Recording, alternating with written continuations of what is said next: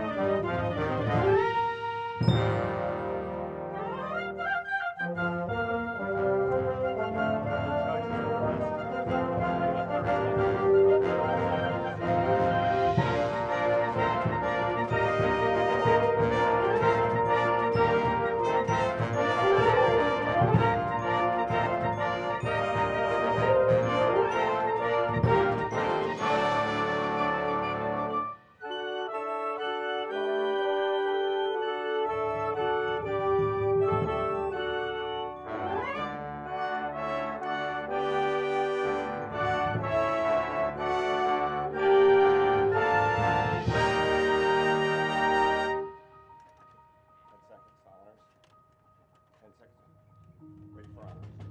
Go. Doing honors.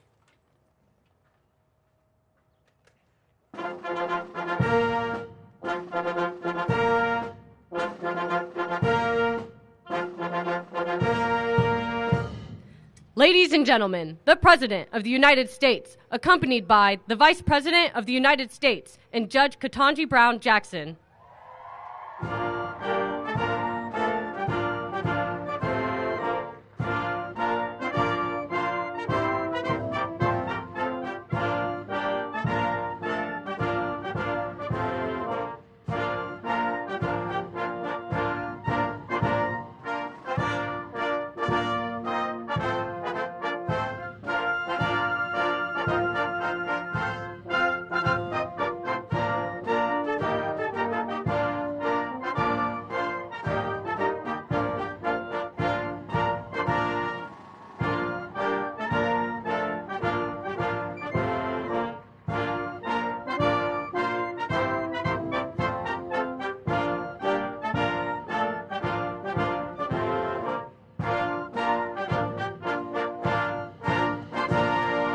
Good morning. Good morning. Good morning, America. Have a seat, please. President Joe Biden, First Lady Dr. Jill Biden, Second Gentleman Douglas Emhoff, members of Congress, members of the Cabinet, members of our administration, and friends and fellow Americans. Today is indeed a wonderful day.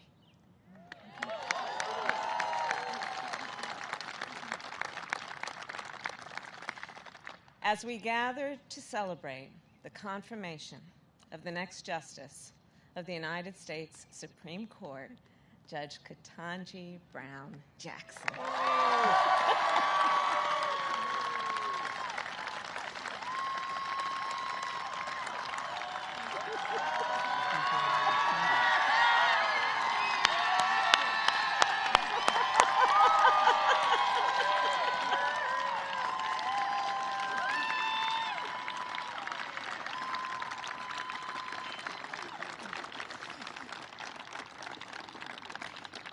President George Washington once referred to America as a great experiment, a nation founded on the previously untested belief that the people, we the people, could form a more perfect union. And that belief has pushed our nation forward for generations. And it is that belief that we reaffirmed yesterday.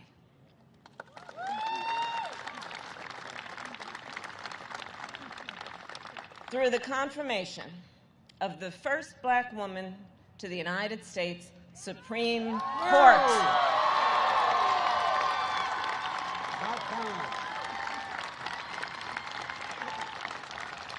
And Judge Jackson, you will inspire generations of leaders. They will watch your confirmation hearings and read your decisions. In the years to come, the court will answer fundamental questions about who we are and what kind of country we live in. Will we expand opportunity or restrict it? Will we strengthen the foundations of our great democracy or let them crumble? Will we move forward or backward? The young leaders of our nation will learn from the experience, the judgment, the wisdom that you, Judge Jackson, will apply in every case that comes before you, and they will see for the first time 4 women sitting on that court at one time.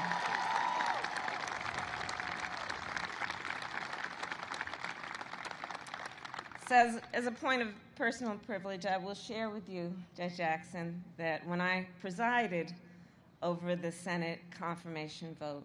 Yesterday, while I was sitting there, I drafted a note to my goddaughter. And I told her that I felt such a deep sense of pride and joy, and about what this moment means for our nation and for her future. And I will tell you, her braids are just a little longer than yours. But as I wrote to her, I told her what I knew this would mean for her life and all that she has in terms of potential.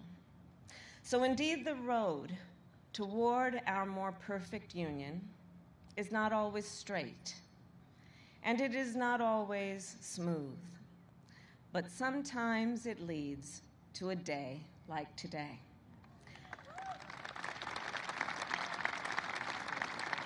A day that reminds us what is possible when progress is made, and that the journey, well, it will always be worth it.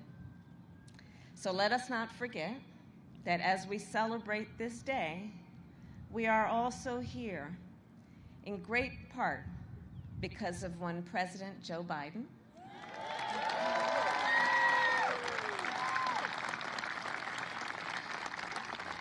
and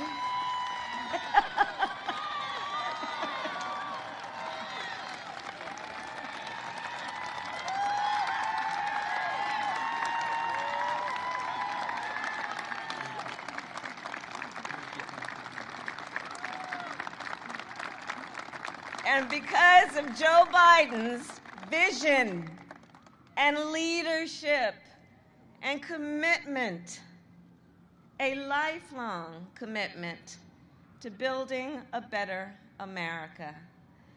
And of course, we are also here because of the voices and the support of so many others, many of whom are in this audience today. And with that, it is now my extreme and great honor to introduce our President, Joe Biden.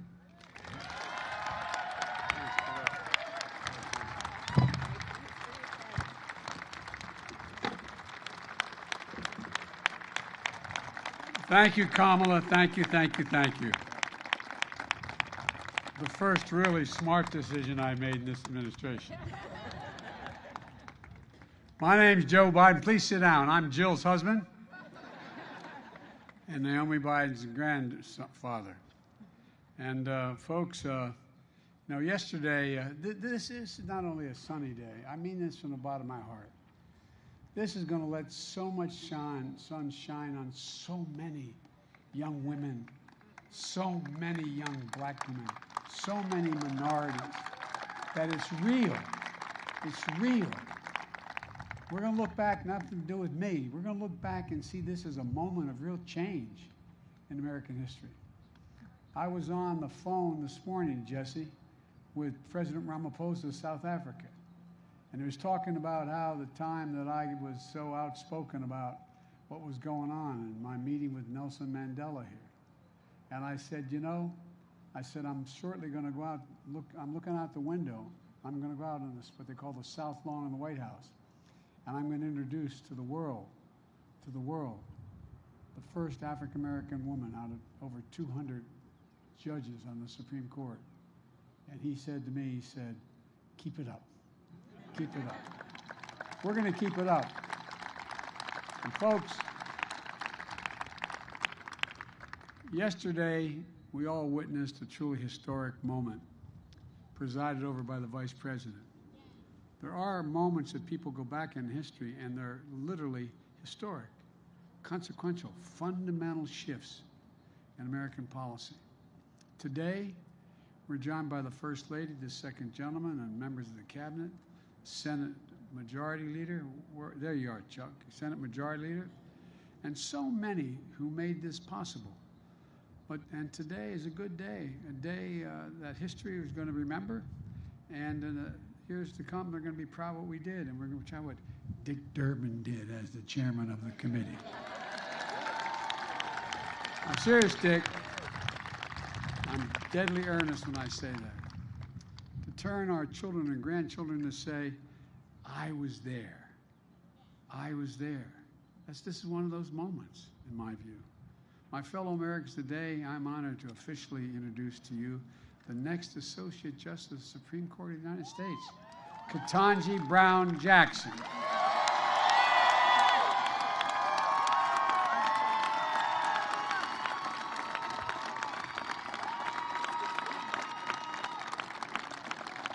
After more than 20 hours of questioning at her hearing and nearly 100 meetings, she made herself available to every single senator who wanted to speak to her and spoke for more than just a few minutes, answered their questions in private as well as before the committee. We all saw the kind of justice she'll be: fair and impartial, thoughtful, careful, precise, brilliant, a brilliant legal mind with deep knowledge of the law, and a judicial temperament which was equally important in my view, that's calm and in command, and a humility that allows so many Americans to see themselves in Ketanji Brown Jackson. That brings a rare combination of expertise and qualifications to the court. A federal judge who has served on the second most powerful court in America, behind the Supreme Court. A former federal public defender with the ability to explain complicated issues in the law in ways everybody, all people, can understand. A new perspective. When I made the commitment to nominate a black woman to the Supreme Court, I could see this day. I literally could see this day because I thought about it for a long, long time. As Jill and Naomi will tell you, I wasn't going to run again. But when I decided to run, this was one of the first decisions I made. I could see it. I could see it as a day of hope, a day of promise, a day of progress.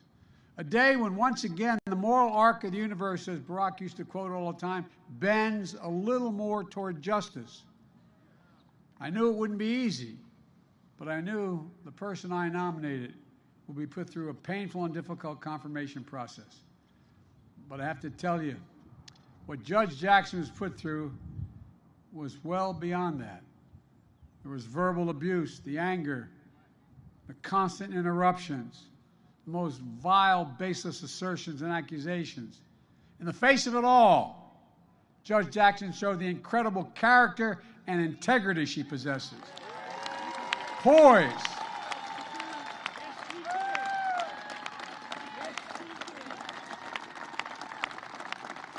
Poise and composure, patience and restraint, and yes, perseverance and even joy, even joy.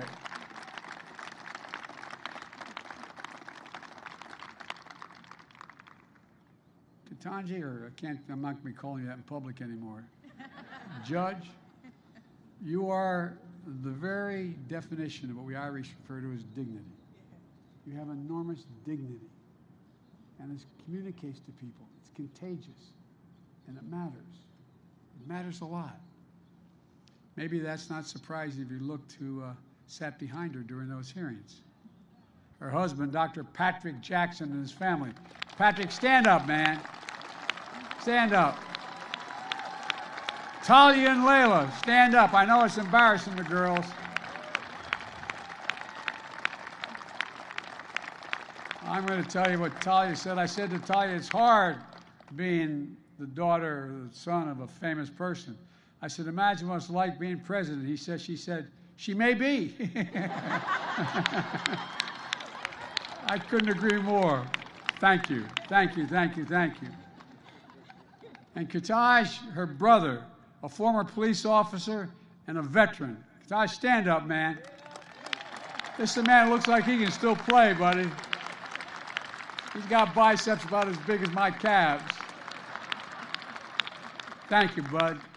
Thank you, thank you, thank you. And of course, her parents, Johnny and Elroy Brown. Johnny, all right, stand up.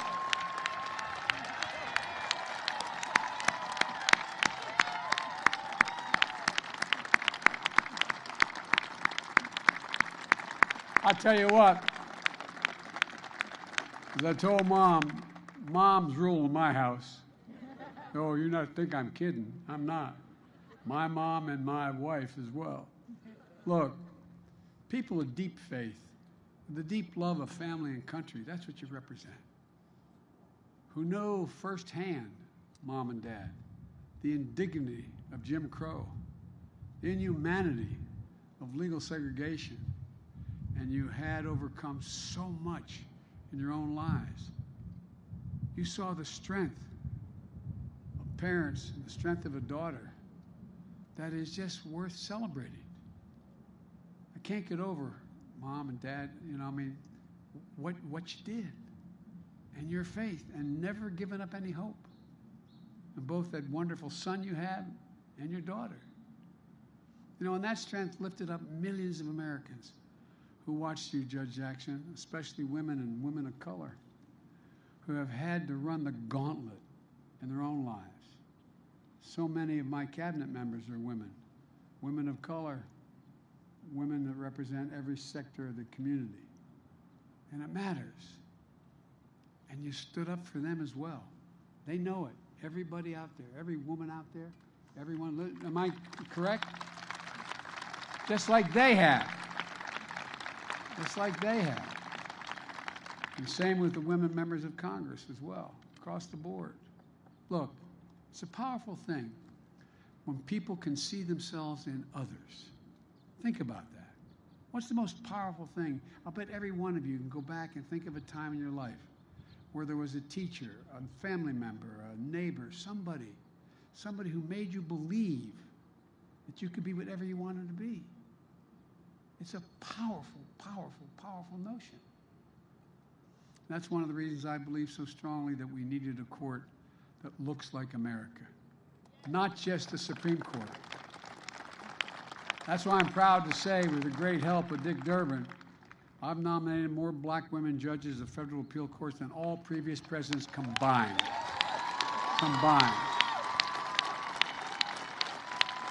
That's why I'm proud that Kamala Harris is our Vice President of the United States. A brilliant lawyer, the Attorney General of the state of California, former member of the Senate Judiciary Committee. Kamala was invaluable during this entire process.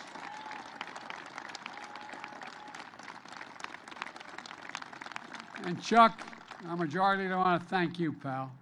You did a masterful job in keeping the caucus together, getting this vote across the finish line in a timely and historic manner. Just watching it on television yesterday, watching when the vote was taken on the Democratic side, the brave people, there was such enthusiasm, genuine. You can tell when it's real. You can tell when it's real. Did an incredible job, Chuck. Thank you so much. Folks,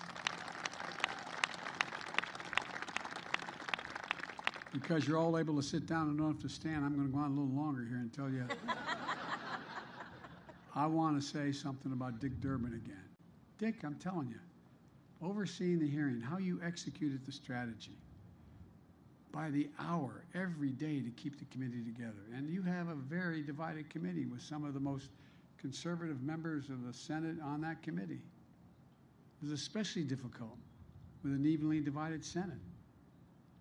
Dick, I served as chairman of that committee for a number of years before I had this job and the job of vice president, as did all the Democrats. You did not stand. I think all the Democrats in the committee did, and every Democrat in the Senate, all of whom voted for Judge Jackson. And notwithstanding the harassment and attacks in the hearings, I always believed that the bipartisan vote was possible.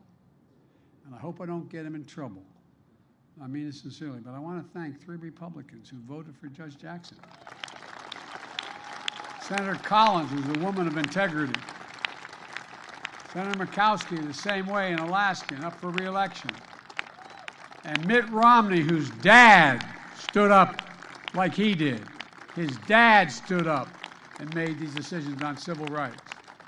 They deserve enormous credit for setting aside partisanship and making a carefully considered judgment based on the judge's character, qualifications, independence.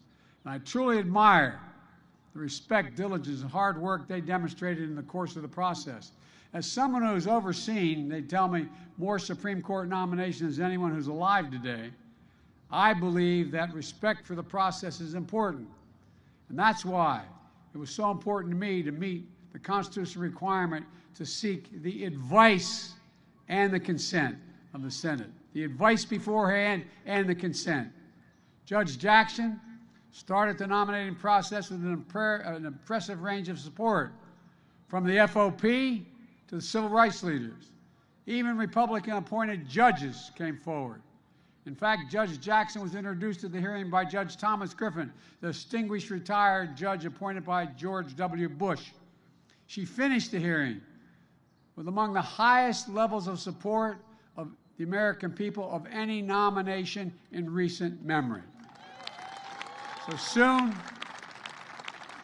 Judge Jackson will join the United States Supreme Court, and like every justice, the decisions she makes will impact on the lives of America for a lot longer, in many cases, than any laws we all make. But the truth is, she's already impacting the lives of so many Americans. During the hearing, Dick spoke about a custodial worker who works the night shift at the Capitol. Her name is Verona Clemens. Verona, where are you? Stand up, Verona. I wanted to see. You don't mind. She told him what this nomination meant to her. So he invited Ms. Clemens to attend the hearing because she wanted to see, hear, and stand by Judge Jackson. Thank you, Verona. Thank you, thank you, thank you. At her meeting with Judge Jackson, Senator Duckworth introduced her to 11-year-old, is it Vivian? Vivian. I'm sorry, Vivian. That's her. Is that your sister? He's pointing. Who was so inspired by the hearing, she wants to be a Supreme Court justice when she grows up. God love you. Stand up, honey. Am I going to embarrass you by asking you to stand up? Come on, stand.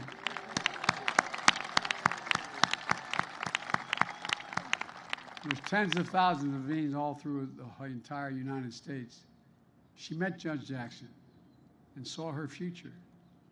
Means you're here today, and thank you for coming, honey. I know I embarrassed you by introducing you, but thank you. People of every generation, of every race, of every background felt this moment, and they feel it now. They feel a sense of pride and hope and belonging and believing and knowing the promise of America includes everybody, all of us. That's the American experiment. Justice Breyer talked about it when he came to the White House in January to announce his retirement from the court. He used to technically work with me when I was on the Judiciary Committee, and that's before he became a justice. He's a man of great integrity. We're going to miss Justice Breyer. He's a patriot, an extraordinary public service, and a great justice of the Supreme Court. And folks,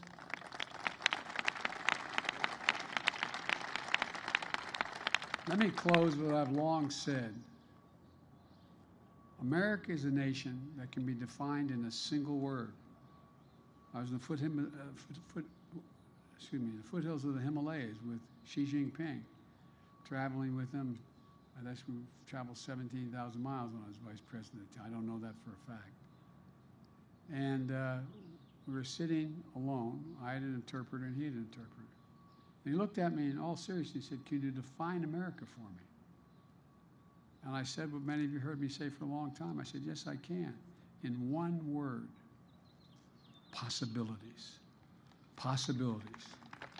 That in America, everyone should be able to go as far as their hard work and God-given talent will take them, and possibilities. We're the only ones. That's why we're viewed as the ugly Americans. We think anything's possible." And the idea that a young girl who was dissuaded from even thinking you should apply to Harvard Law School, don't raise your hopes so high. Well, I don't know who told you that, but I'd like to go back and invite her to the Supreme Court. She can see the interior. Look, even the Supreme Court of the United States of America. Now, folks, it's my honor, and it truly is an honor. I've been looking forward to it for a while, to introduce you the next Associate Justice of the United States Supreme Court, the Honorable Ketanji Brown Jackson.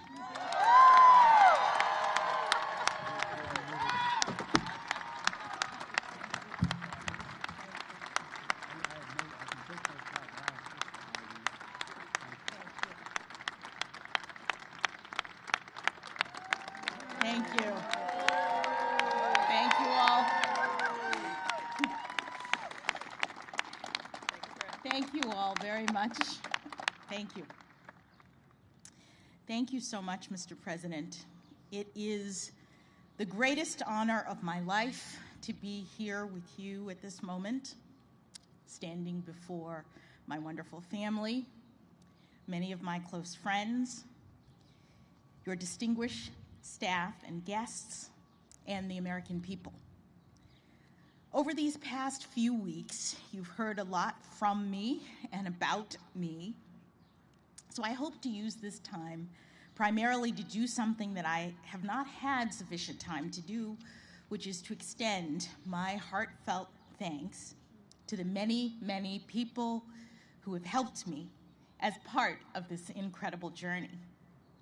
I have quite a few people to thank, and as I'm sure you can imagine, in this moment, it is hard to find the words to express the depth of my gratitude.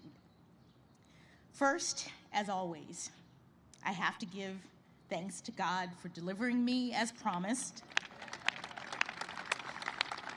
and for sustaining me throughout this nomination and confirmation process. As I said at the outset, I have come this far by faith, and I know that I am truly blessed. To the many people who have lifted me up in prayer since the nomination, thank you. I am very grateful.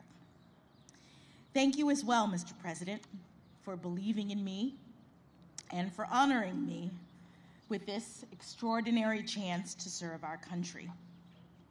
Thank you also, Madam Vice President, for your wise counsel and steady guidance.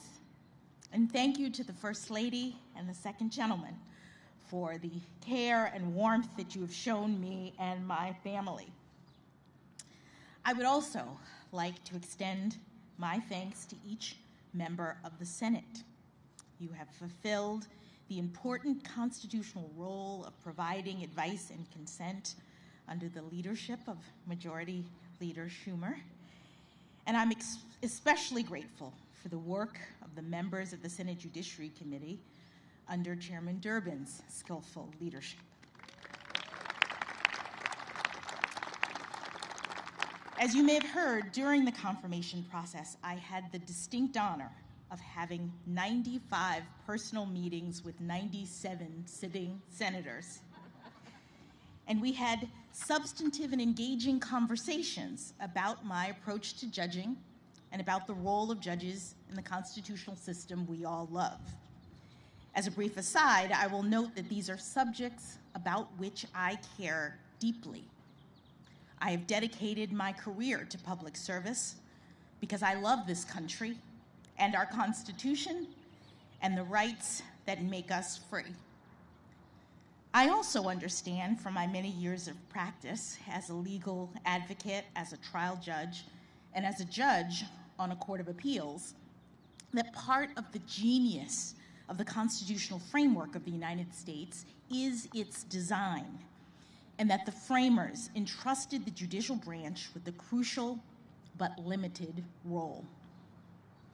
I've also spent the better part of the past decade hearing thousands of cases and writing hundreds of opinions, and in every instance, I have done my level best to stay in my lane and to reach a result that is consistent with my understanding of the law and with the obligation to rule independently without fear or favor. I am humbled and honored to continue in this fashion as an Associate Justice of the Supreme Court of the United States, working with brilliant colleagues, supporting and defending the Constitution, and steadfastly upholding the rule of law.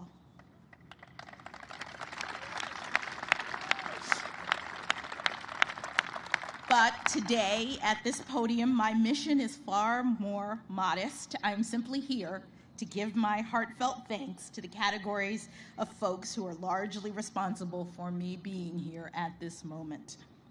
First, of course, there is my family. Mom and Dad, thank you, not only for traveling back here on what seems like a moment's notice, but for everything you've done and continue to do for me. My brother Ketanji is here as well. You've always been an inspiration to me as a model of public service and bravery, and I thank you for that. I love you all very much. To my in-laws, Pamela and Gardner Jackson, who are here today, and my sisters-in-law and brothers-in-law, William and Dana, Gardy and Natalie, thank you for your love and support. To my daughters, Talia and Layla, I bet you never thought you'd get to skip school by spending a day at the White House. This is all pretty exciting for me as well, but nothing has brought me greater joy than being your mother. I love you very much.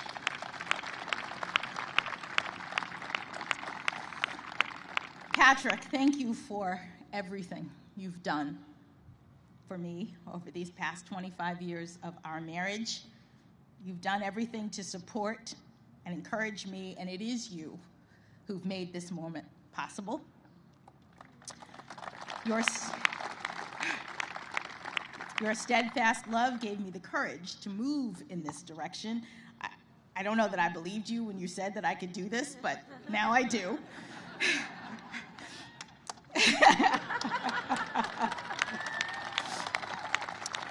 And for that, I'm forever grateful. In the family category, let me also briefly mention the huge extended family, both Patrick's and my own, who are watching this from all over the country and the world. Thank you for supporting me. I hope to be able to connect with you personally in the coming weeks and months. Moving on briefly to the second category of people that warrant special recognition, those who've provided invaluable support to me professionally in the decades prior to my nomination, and the many, many friends I have been privileged to make throughout my life and career.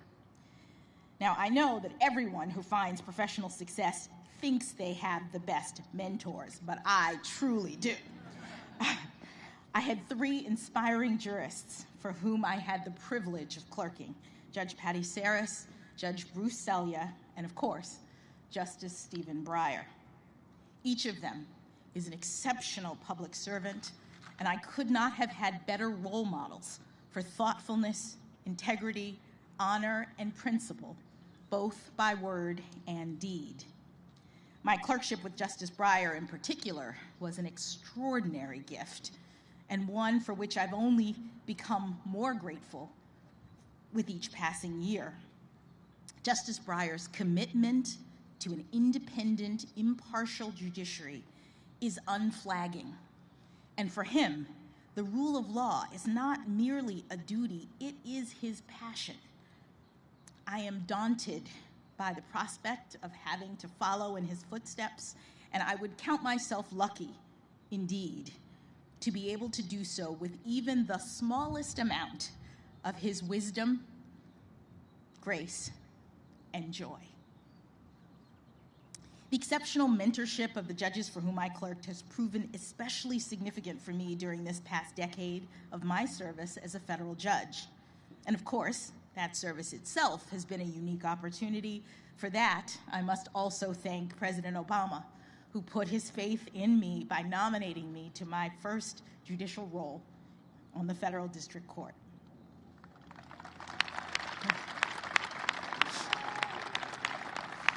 This brings me to my colleagues and staff of the Federal District Court in Washington, D.C. and the D.C. Circuit. Thank you for everything. I am deeply grateful for your wisdom and your battle-tested friendship through the years.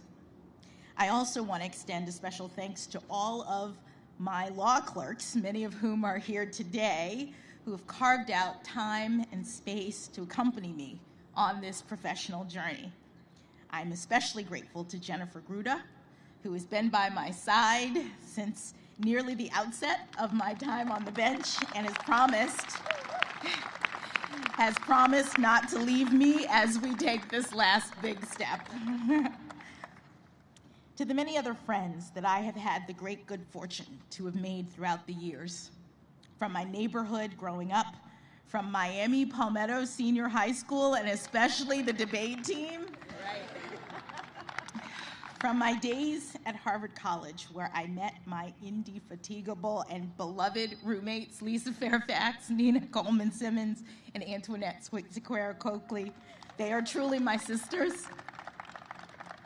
To my time at Harvard Law School and the many professional experiences that I've been blessed to have since graduation, thank you.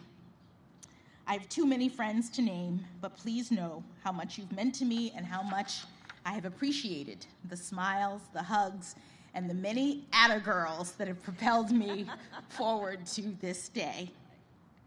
Finally, I'd like to give special thanks to the White House staff and the special assistants who provided invaluable assistance in helping me to navigate the confirmation process. My trusted Sherpa, Senator Doug Jones, was an absolute godsend.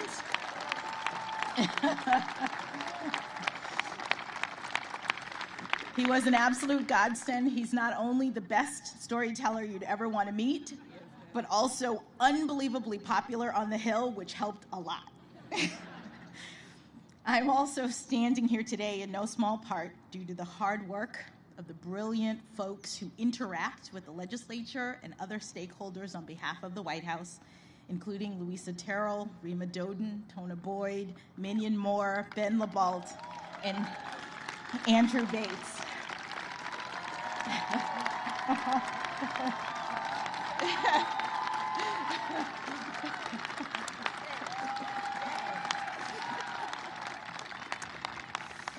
I am also particularly grateful for the awe-inspiring leadership of White House counsel Dana Remus.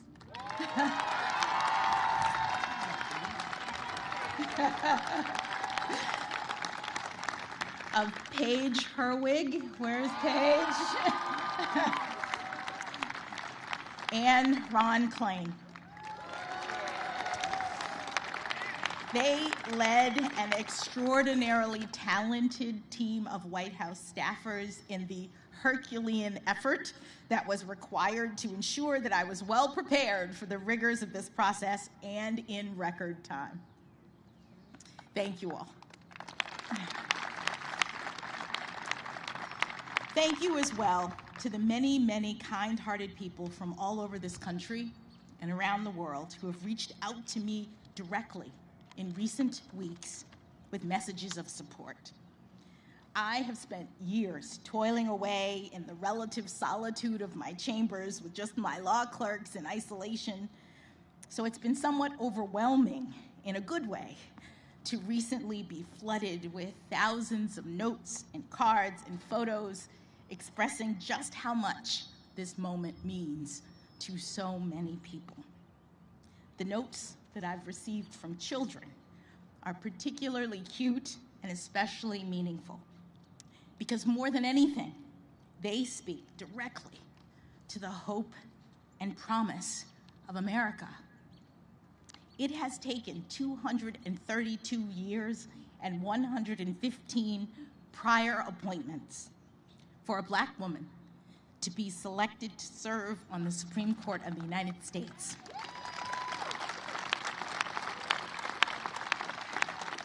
But we've made it.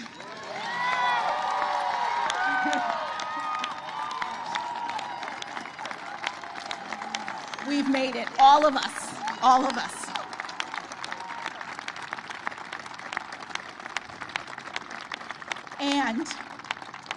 And our children are telling me that they see now, more than ever, that here in America, anything is possible.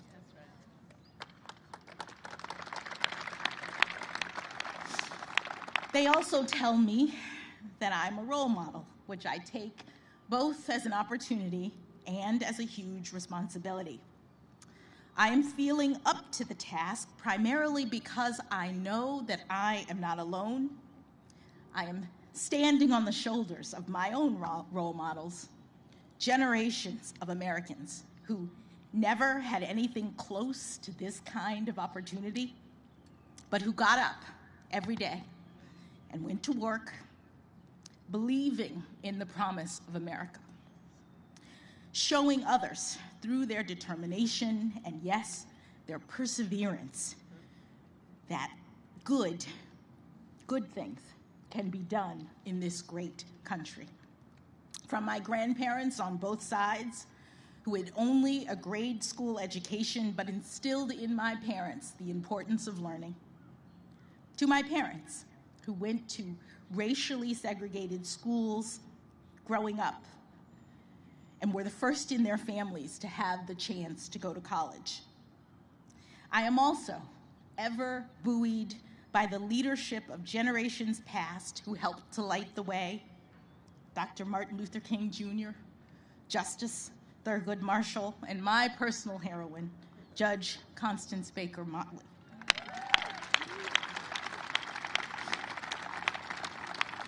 They and so many others did the heavy lifting that made this day possible.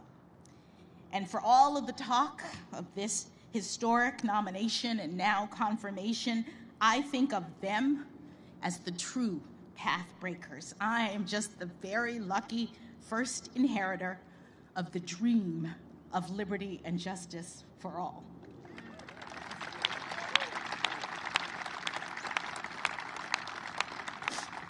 To be sure, I have worked hard to get to this point in my career, and I have now achieved something far beyond anything my grandparents could have possibly ever imagined.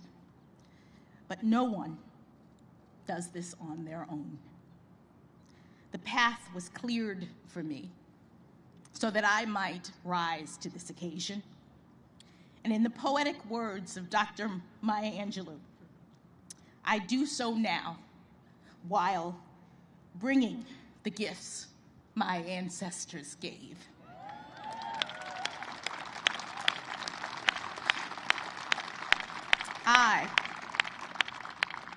I am the dream and the hope of the slave.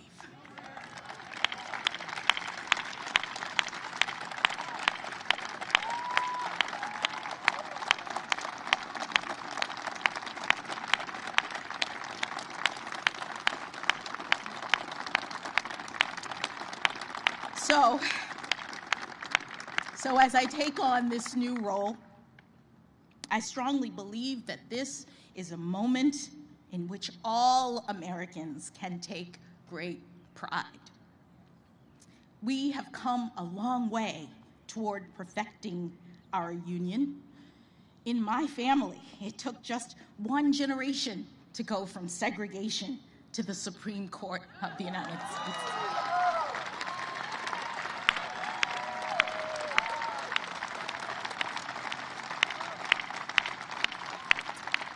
And it is an honor, the honor of a lifetime, for me to have this chance to join the court, to promote the rule of law at the highest level, and to do my part to carry our shared project of democracy and equal justice under law forward into the future.